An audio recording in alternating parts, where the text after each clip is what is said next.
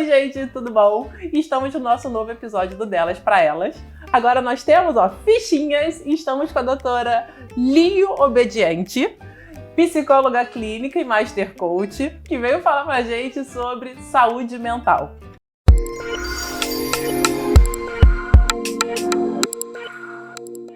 Muito obrigada por ter vindo de novo e vamos falar sobre as nossas doencinhas. Muito obrigada pelo convite, Rebeca, mais uma vez. Estou super feliz de estar aqui com vocês em esse espaço criado por ela, para nós, né? Para elas. Obrigada pela doutora, né? Muito obrigada. E eu estou aqui para colocar minha sementinha sobre a conscientização da saúde mental. Muito bom. E o que você considera de desafios relacionados à saúde mental que a gente tem hoje em dia? Na minha opinião e percepção, nessa atualidade, o principal é essa revolução digital. Nós estamos inseridos em um mundo paralelo digital, ou junto com a vida real, que, na minha opinião, está gerando muitas crises de ansiedade, muitos episódios depressivos, e que a gente tem que ficar de olho mesmo em como ajudar aos outros a olhar para isso. Mas eu acho, na minha opinião, que depressão sempre teve, ansiedade sempre teve e que essas coisas afloraram após a pandemia. Acho que todo mundo ficou muito mexido e que, graças a Deus, a gente começou a falar sobre saúde mental, encarar como ansiedade, como depressão, como não falta de vontade, falta de interesse, falta de estímulo, mas sim como um transtorno, como uma dificuldade, como alguma coisa que precisa de ajuda. Também acho que hoje em dia, cada vez mais a gente tem isso, talvez essa depressão e essa ansiedade se aflorem por causa das redes sociais. Como você acha isso? Por que você acha isso? Sim, agora temos uma maior consciência sobre os transtornos de ansiedade e de depressão. Agora as pessoas, todo mundo fala mais sobre isso. Existe uma consciência pós-pandemia? Existe. Quais são os desafios que se apresentam relacionados com isso? E, na minha opinião, o impacto que tem essa revolução digital, as redes sociais, internet, por como elas interferem diretamente nos hábitos que as pessoas têm hoje em dia.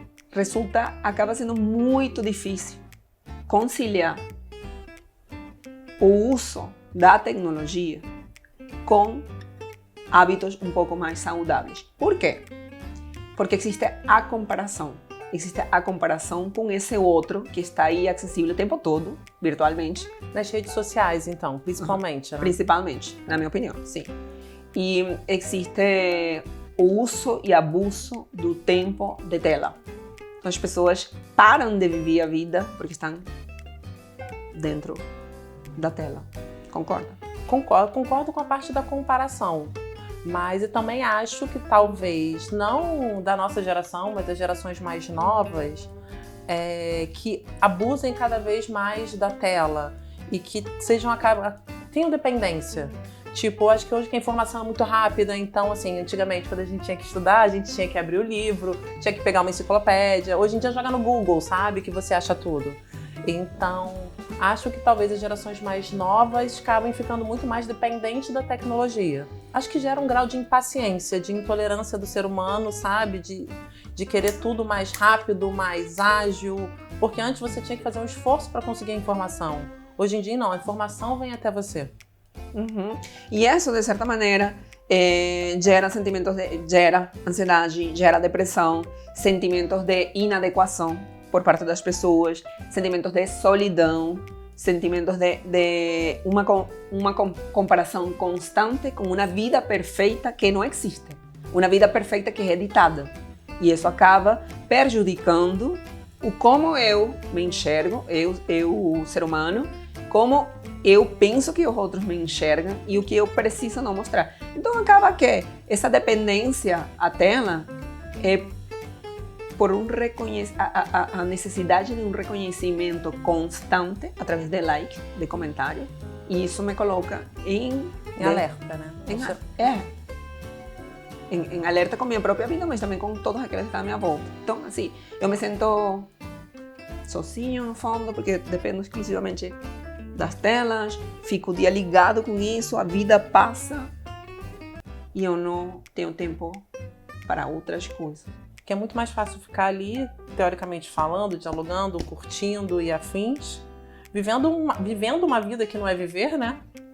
Colando telinha e deixando de fazer as outras coisas. E ao mesmo tempo se deprimindo porque todo mundo mostra o que quer, da forma que quer, na hora que quer. É a realidade que as pessoas querem mostrar, né? Mas não é a realidade propriamente dita da vida de cada um, as dificuldades e afins. Uma vida editada, né? Editada e que não é realmente, né? E isso é o que você falou de inadequação, né? Das pessoas quererem ter aquela vida perfeita, mas que na realidade não é uma vida perfeita. Porque ninguém é perfeito. E o sofrimento interno por não alcançar isso. Por isso é algo inalcançável, que não é atingível. A vida perfeita não existe.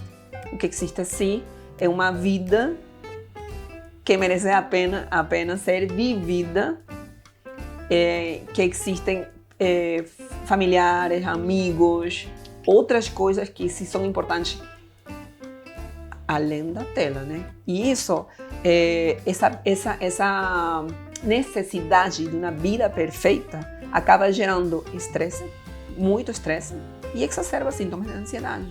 Mas você acha que isso pega a nossa geração 40 a mais? Ou você acha, nós mulheres, né, 40 a mais, ou você acha que isso talvez seja muito mais para os nossos filhos? Na minha opinião, todos somos sujeitos e estamos vulneráveis a essa realidade. Vai depender de como você decida balancear ou assegurar os platinhos da sua vida. Pratinhos, eu gosto de pratinhos. Eu uso muito pratinho. E quais são os desafios das mulheres 40 a mais que você vê na sua prática? Com foco em nós mulheres, sabe? De saúde mental. Falta de tempo. Por quê? Eu posso enumerar, assim, da minha realidade. Exaustação relacionada com saúde mental, a principal queixa é exaustação. Não ter tempo para autocuidado, para olhar para si mesmo. Por que você acha isso? Eu não acho. Eu recebo essas mulheres. Eu sei que você recebe essas mulheres, mas na sua experiência clínica, por que você acha que acontece isso? Porque as mulheres estão sobrecarregadas, porque antigamente, talvez as gerações de nossas mães, ou de algumas mães, não necessariamente todas as mães de mulheres de nossa idade, 40 mais, ficaram em casa cuidando de filhos, algumas estavam trabalhando, provavelmente. Mas, hoje em dia, as mulheres estão muito mais presentes, ativamente presentes, em diferentes cenários, em diferentes áreas, tendo que lidar mesmo com todo o resto. E essa sobrecarga acaba gerando sentimentos de ansiedade, depressão, de solidão, de exaustação, de muito estresse. Vamos enumerar, para quem está nos vendo, quais são as sobrecargas que a gente identifica no nosso dia a dia? Que é gerir a casa, gerir os filhos, e quando a gente fala gerir a casa é compras, se você tiver ajudante, os filhos, colégio, médico, aula de inglês, aula disso, aula daquilo, como adequar todos esses horários, remédios e afins, vacinas e afins, trabalho, que você tem que trabalhar como se você não tivesse filhos e ter filhos como se não tivesse trabalho. Isso é uma coisa que a sociedade cobra muito, e as imagens perfeitas você tem que ser sempre bem sucedida, você tem que ter filhos lindos, bonitos e prontos, e a sua autoimagem, você tem que ser sempre linda, bonita e sarada, disposta, ter uma vida social, sair com os amigos, beber, se divertir. está super disposta para o seu casamento, ser uma mulher perfeita, que recebe o marido com um sorriso no rosto, com o jantar pronto, os filhos de banho tomados, todos prontos para dormir. Tem mais alguma coisa que eu esqueci? Isso é uma visão romântica da realidade da mulher moderna. Sim. Mas eu acho que é isso que a gente está querendo falar, né? Sobre a sobrecarga mental. Sobre ter. Porque muitas vezes as pessoas, eu acho que não entendem como sobrecarga mental, e isso é um ponto muito importante que a gente tem que levantar essa bandeira, é que essa gestão, por mais que não seja você que faça, você tem uma ajudante para fazer as coisas em casa, mas gerir essa ajudante, orientar essa ajudante, ter a comida para essa ajudante fazer, o horário que ela precisa levar as crianças, isso gera uma ansiedade, uma sobrecarga mental, simplesmente de gestão. E aí a sua autogestão normalmente fica sempre para último plano. É o que acontece, né? Na grande maioria. E aí o que você faz tão bem? Que você fez por mim? Faz por mim ainda? Organizar a vida das pessoas. Ensinar as pessoas a se organizarem e se botarem como prioridade. Sim. Realmente, a grande questão de toda essa situação, além da sobrecarga, é não saber como se organizar. E não, assim, do fundo do meu coração, não é um pecado, um erro grave você não saber se organizar. O ponto principal é ter consciência de que isso está acontecendo e procurar ajuda. Pode ser ajuda de um profissional, pode ser ajuda de uma amiga, pode ser ajuda da mãe, pode ser ajuda de um aplicativo que existe, mas reconhecer, ter essa consciência de que precisa de ajuda para se organizar. Porque em certos momentos, não em todos, você não vai conseguir equilibrar todos os pratinhos. Talvez um tenha que colocar no congelador um pouquinho para poder dar conta no outro, porque a vida é dinâmica, né? E aí vai depender muito do momento em que você esteja. Então, reconhecer isso, ter essa consciência para aprender a se organizar vai fazer muito a diferença no mediano prazo, em curto e mediano prazo, e no futuro muito mais, obviamente. Aprender sobre autogestão é muito mais desafiador do que aprender a gerir a sua casa, o filho e o resto. Autogestão, ou eu posso chamar também de a prática de amor próprio, é muito mais desafiador, porque por muito tempo estava vinculado a egoísmo, exatamente. E hoje em dia sabemos, e muitos profissionais levantam a bandeira de que amor próprio, disciplina é a máxima mostra de amor próprio. E o que nos leva à disciplina? Nos leva a nos organizar, nos leva a determinar o momento apropriado de escolher a batalha que eu quero lutar. E não em sentido negativo, não. No sentido de, minha batalha, qual é a minha batalha de hoje? Ou qual é a minha meta de hoje? Ou qual é o meu principal desafio de hoje? É meu filho que está em provas e eu preciso acompanhar esse processo. Então eu organizo as minhas rotinas, as minhas tarefas, as minhas pendências para eu dar uma atenção extra para isso em específico. Não necessariamente vai ser meu desafio de amanhã. Qual é o meu desafio de amanhã? Que eu estou exausta e que de certa maneira eu preciso de um espaço para mim mesma, para poder brindar para os outros o melhor que tem de mim. Então eu preciso me colocar em primeiro lugar em essa organização, nesse planejamento meu, para dar conta dessa situação. E aí você vai colocando em água morna ou a fogo baixo fogo, sabe? As outras situações, o pratinho, enfim. E a partir de aí, a partir do momento que reconhece que tudo começa por você mesma, mulher, por você mesma, tem que começar por você mesma, ser humano, pode ser homem, mulher. Quando você reconhece que começa com você, você pode ajudar os outros a replicar esse mesmo modelo. Seus filhos, seus amigos, as pessoas que estão por perto. E falando dessa auto-organização, você falou sobre tirar um momento, né? Para você e ter esse espaço que várias vezes as pessoas acham que isso é egoísmo, que não se colocam em prioridade, que é aquela história do avião, né? Que quando o avião tem uma turbulência, você precisa botar máscara em você para conseguir ajudar a pessoa do lado.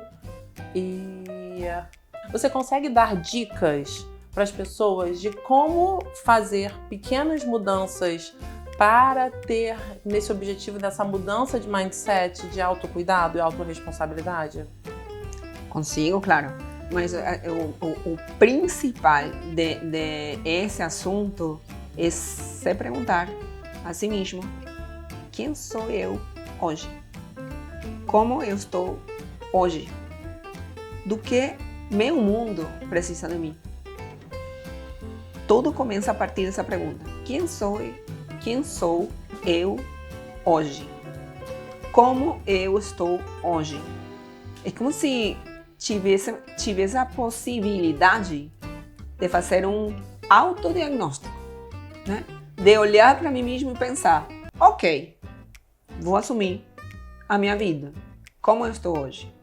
E não para, sabe, não para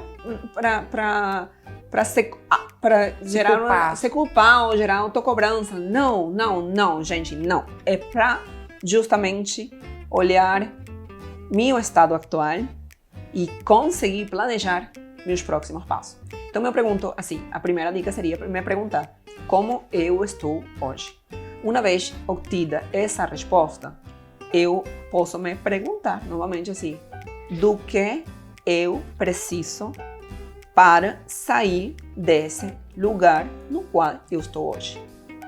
Pois ferramentas, habilidades, amigos, ambiente, trocar ambiente, olhar para minhas próprias crenças que estão me limitando, que tipo de pensamentos estão me acompanhando diariamente, quais são as pessoas que eu tenho por perto que estão me influenciando de alguma maneira, que coisas eu parei de fazer e preciso fazer diferente para eu ser aquela outra pessoa que eu quero, que eu almejo ser, que eu desejo, né?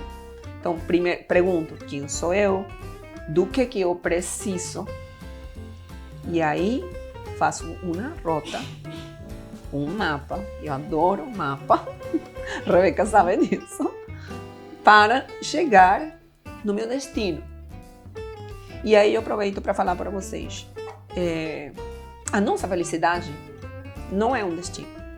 A nossa felicidade é um caminho. E por mais que as coisas possam estar difíceis em algum momento determinado, esse momento passa. E essa jornada vai fazer você chegar num destino se sentindo feliz. O destino não é a felicidade é o caminho. Então, olhar para si, olhar para quem você é hoje, definir do que você precisa e fazer um planejamento para chegar lá, vai ajudar sim muito a essa mudança de mindset, vai ajudar a criar e estabelecer hábitos mais saudáveis para a sua própria vida, para a sua longevidade e para você viver uma vida que tenha mais sentido e mais propósito. Como eu me sinto? Cansada por estar sobrecarregada. E aí, quando eu falei das 1001 coisas do dia a dia, eu falei pensando em mim.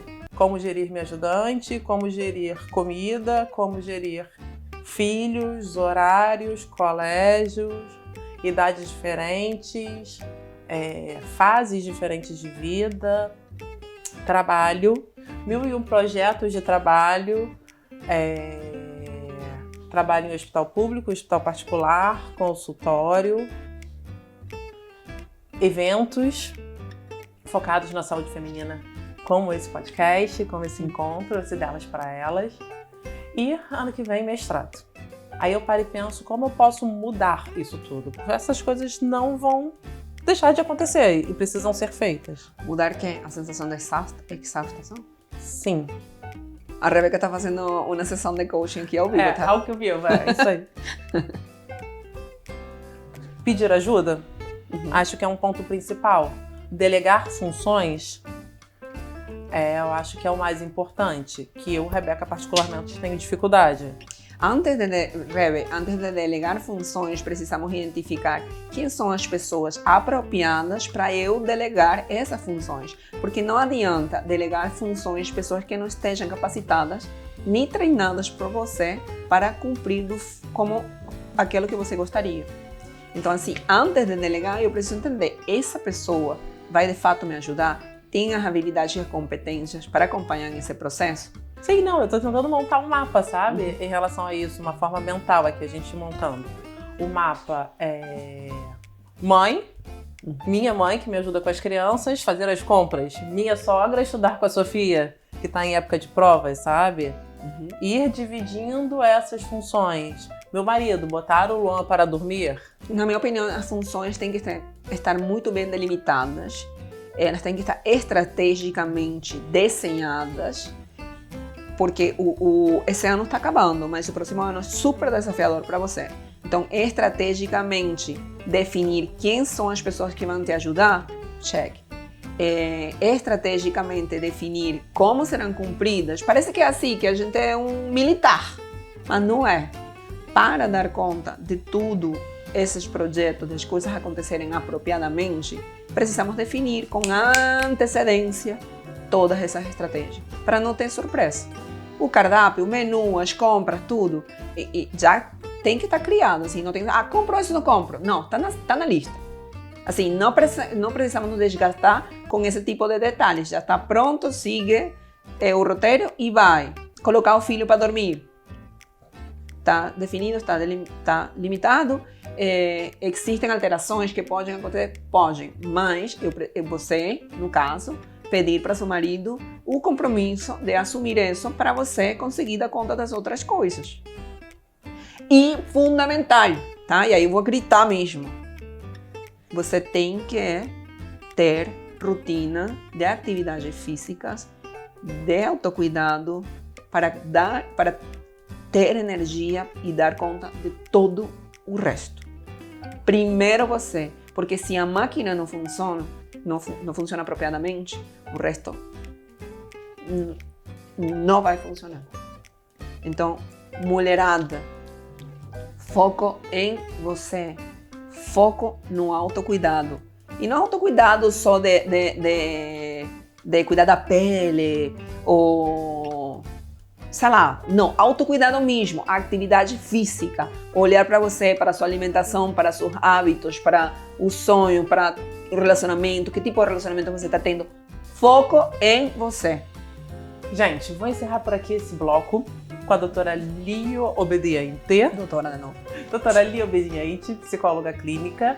Se vocês gostaram desse conteúdo, deixem o seu like. Se vocês tiverem alguma dúvida, podem mandar que eu boto ela para responder. Acabei de fazer minha sessão de coach aqui agora. Até daqui a pouco. Beijos!